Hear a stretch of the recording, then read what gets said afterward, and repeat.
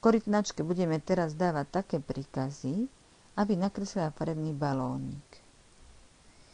Na začiatok musíme zmeniť farbu pera, aby ten balónik bol rôznej farby.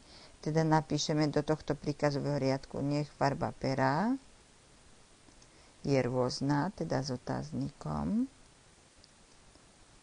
Potom nech spraví nitku, teda nech prejde dopredu 120 krokov, teda zanecha za sebou tenkú čiaru 120 krokovú a potom na konci spraví bodku, teda bod 60.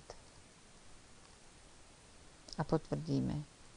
Vidíme, že korytnačka nakreslila rovnú čiaru 120, na konci ktorej je balónik, bod s veľkosťou 60. Zmážeme teraz obrazovku a pokúsme sa teraz nakresliť 4 takéto balóniky, ktoré držíme v jednej ruke. Najprv musíme pootočiť našu korytnačku smerom doľava, takže najprv napíšeme príkaz vľavo o nejaký uhol, napríklad 30. A teraz, keď sa naša korytnačka pootočila, zase zmeníme farbu pera.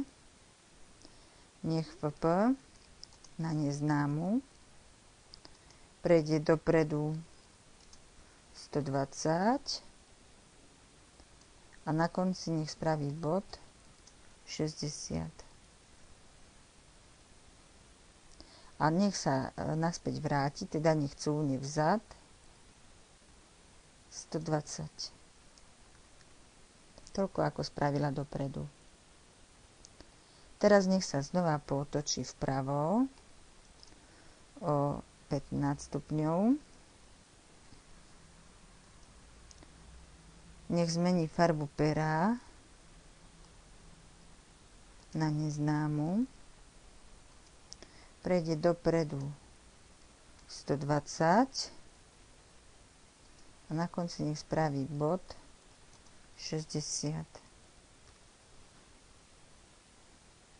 A nech sa znova vráti vzad 120. Znova nech sa pootočí vpravo o 15 stupňov. Nech zmení farbu pera na rôznu. Prejde dopredu s touto farbou pera o 120 krokov a na konci nech spraví bod 60. A potom nech sa vráti vzad o 120. Tak, ako prešla dopredu. No, tuto vzad sme sa pomýlili. Všimnime si, že tuto som miesto čísel napísala iné znaky, takže znova vzad 120. A znova posledný balónik, štvrtý, vpravo o 15 stupňov. Dopredu, no najprv farbu pera. Nech farba pera sa zmení na rôznu, potom nech prejde dopredu o 120 krokov a na konci nech spraví bod 60.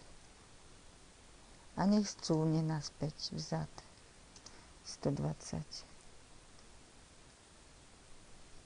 No, vidíme tu nakreslené 4 balóniky, každý inej farby, ale na tej istej cverničke, rovnako dlhej, aj veľkosť balónika je úplne rovnaká.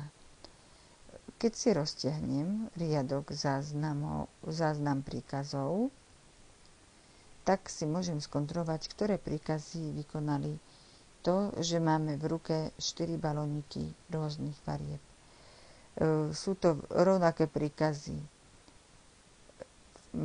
Vpravo 15, farba pera rôzna, dopredu 120, bod 60 a vzad 120. Znova tie isté príkazy, toto je opravený, ten vzad 120, a znova ten istý riadok príkazov. Aby sme si uľahčili prácu a nemuseli tieto isté príkazy písať vždy, preto zmážeme obrazovku a naučíme sa nový príkaz, ktorý sa volá opakuj. A za týmto príkazom opakuj dáme hranatú zátvorku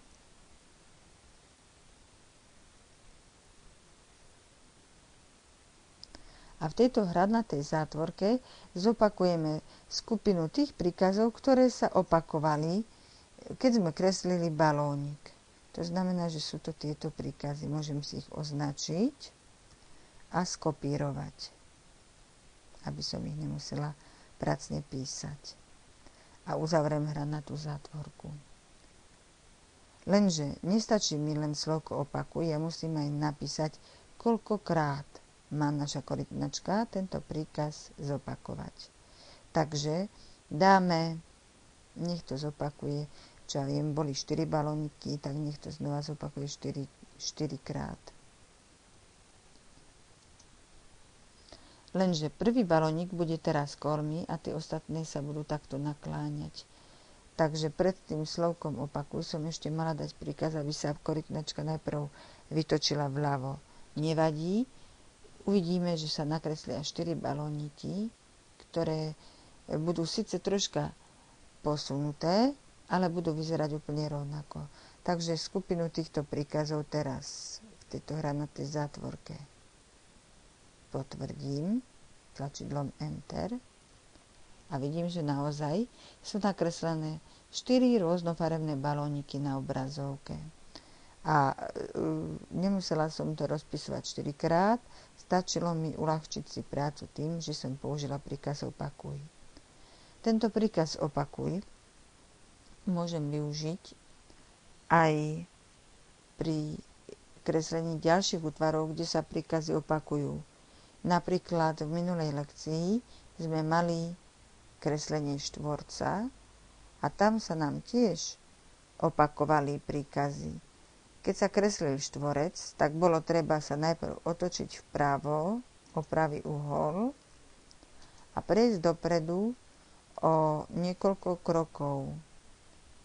To znamená, že koľko krokov sa prešlo, taká dlhá bola strana štvorca, napríklad 50. No a toto sme opakovali 4 krát pre každú stranu štvorca jednotlivo. Teraz to napíšeme pod jedným príkazom opakuj 4 krát, keďže štvorec má 4 strany. A tieto príkazy, ktoré sa opakujú, dávame do hranatej zátvorky.